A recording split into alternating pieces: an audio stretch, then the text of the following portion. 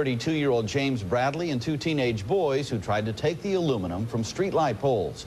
All three are out on $5,000 bond. Police say as the price of metal has increased over the past 2 years, so have metal thefts. The Attorney General says the state DOT could face legal action for its role in the botched I-84 widening project in the Waterbury area. That's despite previous testimony from state workers who say they did the best they could with such a short staff. Fox 61's political reporter Shelley Sinland tells us for one mayor, the debacle hits close to home.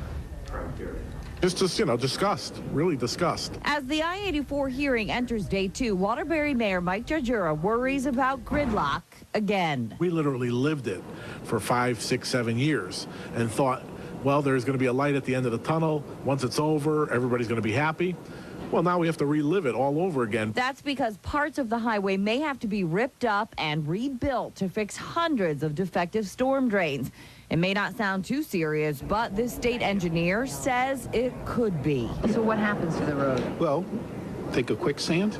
When water builds up underneath sand, it turns into quicksand. While the FBI is investigating the now bankrupt New Haven contractor and the private firm hired to do safety inspections, a state audit also found that the Department of Transportation dropped the ball by not finding the problem until after the project was complete. I noticed things. That DOT project engineer who testified he was bogged down with several other projects because of cutbacks said when he tried to get overtime to spend more time on the I-84 project, I was denied that, and I was point blank told it was not my job. The union blames the problem at the DOT to the former governor. In fact, they say during the John Rowland era, more than 1,000 jobs at the DOT were eliminated. That's the way Rowland wanted it. He wanted a smaller state workforce so he could hand out more jobs to the consultants. But Republican State Senator John McKinney says people have short memories. Many of those jobs were lost through an early retirement agreement that the state and the unions agreed to. But agreeing now on how to stop this from happening again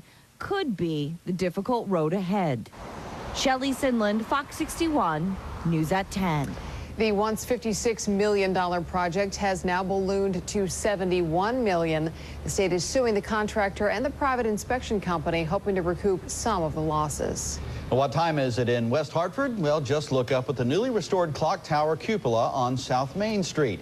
The gold-domed cupola was taken off the